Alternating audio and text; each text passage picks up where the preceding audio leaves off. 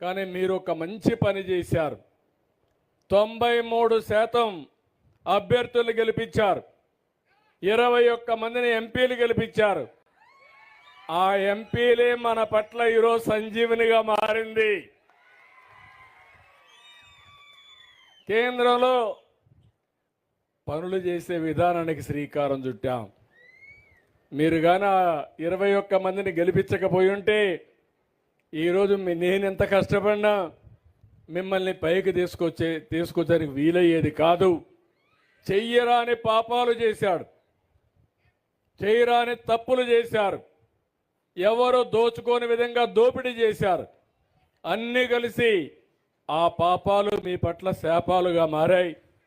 ఆ శాపాలను తొలగించి ఈరోజు ముందుకు పోవాలంటే ఎక్కడ లేని శ్రమ ఉంది. కానీ నాకు ఒక ఆలోచన ఉంది. ఇవన్నీ తాత్కాలికం.